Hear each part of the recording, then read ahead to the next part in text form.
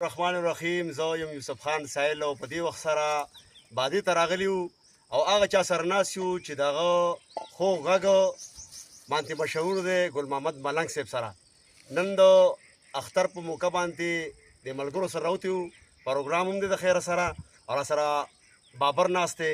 عیسی خان ناست دی، ګل رحمان نایب صاحب او په شا باندې سلیم زاده سلیم او نثار ناست دي راسره او غواړو چې ګل محمد ملنګ نه تاسو ته یو ښایسته ښکلې د مسافرو دپاره او د یارانو دوستانو دپاره یو غزل ریکارډ کړو. ډېره مننه، ډېره شکریا او ټولو اورېدونکو ته لومبی سلام او بیا د هغې نه پس ورته به کلام پیش کړو. نو یقین مې نشي چې د خپلو سترګو تور به مې کې ډېر ښه لیونی هسې د مجنون کشر ورور به مې کې منم چې ټول نغمه نغمه غزل غزل به مې کې نه منم دا چې په دې خپلو شونډو شور به مې کې په دې یارېږم چې د هجر جل مې ونه وخي په دې خو نه یم چې د خلکو د پیغور به مې کې په ما ملنګ به د خپل سر او مال بازي وتړې نه خپل جانان به مې کې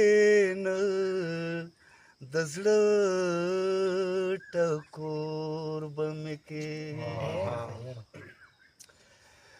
څومره خوږه د لیونتوب او د جنون کیسه ده راشه که اورې د لیلا او د مجنون کیسه ده راشه که اورې د لیلا او د مجنون کیسه ده څومره خوږه د لیونتوب او د جنون کیسه ده راشه که اورې د لیلا او د مجنون کیسه ده راشه که اورې د لیلا او د مجنون کیسه ده تا چې ویل سبا به درشم انتظار کوه ته تا چې ویل سبا به درشم انتظار کوه ته څه بله نه ده دا هماغه د پرون کیسه ده څه بله نه ده دا هماغه د پرون کیسه ده راشه که اورې د لیلا او د مجنون کیسه ده راشه که اورې د لیلا او د مجنون کیسه ده د سر په بیه ګرانه نه ده نه د زړه په بدل د سر په بیه ګرانه نه ده نه د زړه په بدل ګرانه د دوو زړونو ترمنځ د بېلتون کیسه ده راشه که اورې د لیلا او د مجنون کیسه ده څومره خوږه د لیونتوب او د جنون کیسه ده راشه که اورې د لیلا او د مجنون کیسه ده رانه تا غواړي بس دا یې راته ضد نیولې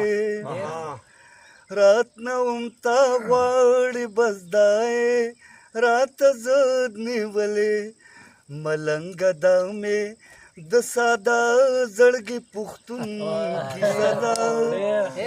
ملنګ دا مې د ساده زړګي پښتون کیسه ده راشه کورې د لیلا د مجنون کیسه ده راشه کورې د لیلا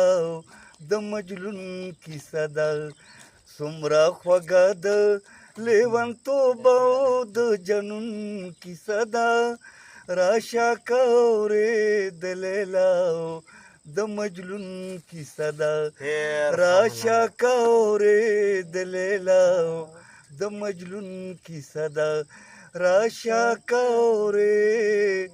د لیلا د مجنون کیسه ده